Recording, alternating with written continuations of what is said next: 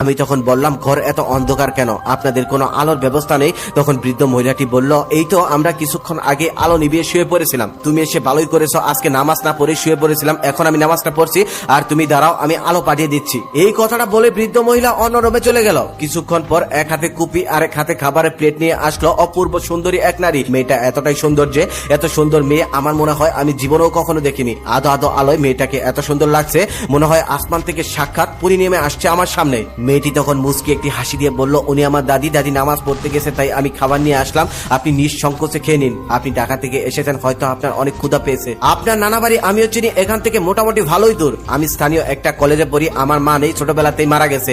আপনি যেই কবরটা দেখে ভয় পেয়েছেন ওটাই হলো আমার মায়ের কবর। বাবা ঢাকাতে একটা ছোট্ট চাকরি করে, যার কারণে ঢাকাতে যেতে পারি না। তবে আমার ঢাকাতে যাওয়ার খুব ইচ্ছে। আমার বাবা যদি বড় চাকরি করতো তাহলে আমাদেরকেও ঢাকা নিয়ে যেতেন, আমাকে আর দাদিকে ঢাকাতেই রাখতেন। তারপর আবার মুচকি এসে বললেন, আমি শুধুই ভকভক করছি তাই না? আমার বকবক না শুনে আপনি খেয়ে নিন। আমি তখন বললাম, সমস্যা নেই, আপনি বলে যান। সত্যি বলতে ভেতরে ভেতরে আমি অবাক হয়েছি, মেয়েটা এত হরহর করে কথাই বা বলছে কেন? আবার আমি যে বাইরে খবর দেখে ভয় পেয়েছি এটা আবার সে কেমনে জানলো? তারপর আবার মনে মনে ভাবলাম, গ্রামের মেয়ে তো বুদ্ধিমতী, হয়তো আমার মুখ দেখে অনেক কিছু বুঝে ফেলেছে। আমি আজ পর্যন্ত গ্রামে এত মিশুক আর কিউট মেয়ে কখনোই দেখিনি। অল্প কিছুক্ষণের মধ্যে আমার ভীষণ ভালো লেগে গেল। খাওয়া শেষ করে আমি জানালার পাশে গিয়ে দাঁড়িয়ে দেখলাম তুমুল বৃষ্টি হচ্ছে। বৃষ্টি থামার কোনো নামই নেই। ঠিক সেই সময় মেয়েটা আমার পাশে গিয়ে দাঁড়িয়ে বলল, আল্লাহ কত সুন্দর বৃষ্টি, এই বৃষ্টিতে ভিজলে কতই না মজা হতো, কিন্তু ভিজলে যে ঠান্ডা লেগে যায়, আর দাদিও যে বকা দিবে তাই তো ভেজে যাবে না। আমি তখন মনে মনে ভাবতে লাগলাম, কত সাধারণ একটা মেয়ে, মুখে যা আসে তাই বলে দেয়, মুখে কোনো কিছু আটকায় না। ঠিক তখনই মেয়েটার দাদি এসে বলল, আজকে তুমি থেকে যাও, আজকে বৃষ্টি থামবে না। আমি তখন বললাম, না, বৃষ্টি থেমে যাবে, আর কিছুক্ষণ পরে আমি চলে যাব। তখন সে আমাকে বলল, তুমি আমার থেকে বেশি বুঝো না, এটা আষাঢ়ি বৃষ্টি, এত সহজে থামবে না। একটা জিনিস ভেবে আমি অবাক হচ্ছিলাম, আমি তাকে দাদি বলছিলাম অথচ তিনি আমাকে বাবা বলছিলেন। আমি বুঝতে পারছিলাম না তিনি কি খেয়াল করতে পারছে না নাকি। আমি মনে মনে ভাবলাম হয়তো বয়স হয়ে গেছে তাই খেয়াল করতে পারছে না, হয়তো তার আমার সমবয়সী কোনো ছেলে আছে। তারপর সে আমাকে বলল, ওই পাশের রুমটাতে তুমি থেকে যাও, ওটা আমার ছেলের রুম, ছেলে ঢাকাতে থাকে, ঢাকা থেকে আসলে ওই রুমেই থাকে, তুমি বরং আজকে রাতটা ওখানেই থেকে যাও, সকালে চলে যাও। যদিও উপরে না বলছি, তবে ভিতরে ভিতরে আমারও থেকে যাওয়ার ইচ্ছা, কারণ তার নাতিকে যে আমার ভালো লেগে গেছে, আমি যে তাকে ভালোবেসে ফেলেছি মনে। তারপর আমি সেই রুমে গেলাম, সেই রুমটা ঘুটঘুটে অন্ধকার ছিল। সেখানে গিয়ে আমি আবারও ভয় পেয়ে গেলাম, দেখলাম বিছানার উপর কে যেন একটা শুয়ে আছে। তারপর মোবাইলের আলো জ্বালিয়ে দেখি ওটা তো একটা কোল বালিশ। আমার এমন বুকামি দেখে আনুষ্কা ওদিক থেকে খিলখিল করে হাসছিল, আর তার হাসি দেখে আমার বুকামির জন্য আমি নিজেও লজ্জা পাচ্ছিলাম। যাই হোক, সেখানে শুয়ে পড়লাম, কিন্তু ঘুম আসছিল না। তারপর সারাদিনে আমার সাথে যা ঘটেছিল সেগুলোই ভাবতে লাগলাম।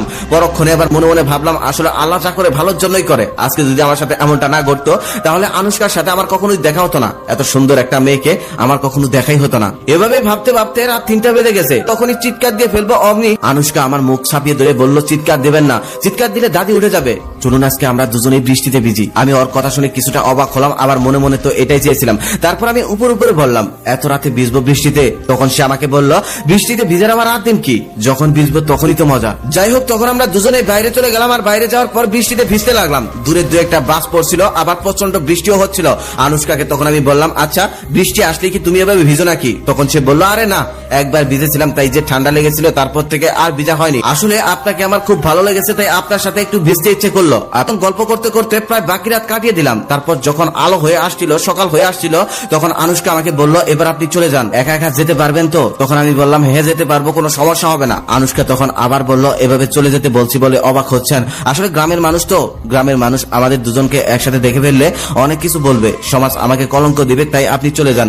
তারপর আমি বললাম, আচ্ছা ঠিক আছে, আমি চলে যাই, দাদিকে বুঝিয়ে বলে দেন, তবে আমি আবার আসবো। আনুষ্কা তখন আমাকে বলল, যদি আসেন তাহলে দিনে নয়, রাতে আসতে হবে, কারণ গ্রামের মানুষ দিনে দেখে ফেললে সমস্যা হয়ে যাবে আমার। যাই হোক, আনুষ্কার প্রস্তাবটা আমার কাছে খারাপ লাগেনি, কারণ গ্রামের মানুষ দিনের বেলা একটা ছেলে আর মেয়েকে কথা বলতে দেখলে অনেক কিছু ভেবে বসে থাকে। দিনে আসলে আমি হয়তো কথাই বলতে পারবো না, তার চেয়ে বরং রাতে আসলেই আমি ওর সাথে অনেকটা গল্প করতে পারবো। তারপর আমি নানা বাড়ি চলে গেলাম। এত সকাল সকাল নানা বাড়ির মানুষ আমাকে দেখে সবাই অবাক হয়ে গেল। আমি সেদিনকার রাতের সমস্ত ঘটনা লুকিয়ে ফেললাম। নানা আমাকে জিজ্ঞেস করতে আমি বললাম, আসলে রাতে ট্রেনে এসেছি তো, ফজরের নামাজের সময় নেমেছি, তখন নেমে কোনো গাড়ি পাইনি, তাই হাঁটতে হাঁটতে আসতে হলো। আমার একটা মামাতো বোন আছে, সে আমাকে কিছুটা পছন্দ করে, কিন্তু মুখ ফুটে কখনোই বলার সাহস পায়নি। সে আমাকে কিছুটা সন্দেহ করেছিল, তবে আমি পরক্ষণে ভাবলাম, চোরের মনে পুলিশের একটা ব্যাপার আছে না, তাই হয়তো আমি এমনটা ভাবছি। আসলে ও আমাকে সন্দেহ করবে কেন, ও তো কিছু জানেই না। তারপর থেকে এই দিনের বেলায় নানা বাড়িতে ঘুরতে লাগলাম, আর রাতে সবাই যখন ঘুমিয়ে যায় তখন আমি আমার মামাতো ভাই সাইকেল নিয়ে চলে যাই আনুষ্কার কাছে। সেখানে গিয়ে সারা রাত তার সাথে গল্প করি। এটা ছিল আমার প্রত্যেক রাতের রুটিন। তারপর থেকে মাঝরাতে আমি চলে আসতাম, কোনো ভয় পেতাম না। সেদিনের পর থেকে আমার মধ্যে ভয় জিনিসটা ছিল না। আনুষ্কার দাদি এইগুলো কিছুই জানতো না, সে সবসময় বিভোর ঘুমে নিমজ্জিত থাকতো। আস্তে আস্তে আমার ছুটি শেষ হয়ে যাচ্ছিল, এবার চলে যাওয়ার পালা। আমি একদম নিস্তব্ধ হয়ে গেলাম। ও বলল, তুমি যে রাতে এসেছিলে সে রাতে তো কোনো বৃষ্টি হয়নি, আর এটা তো আষাঢ় মাস নয়, এটা হলো চৈত্র মাস। ওর কথা শুনে আমি জ্ঞান হারিয়ে ফেলি। পরের দিন সকালবেলা আমার জ্ঞান ফিরে।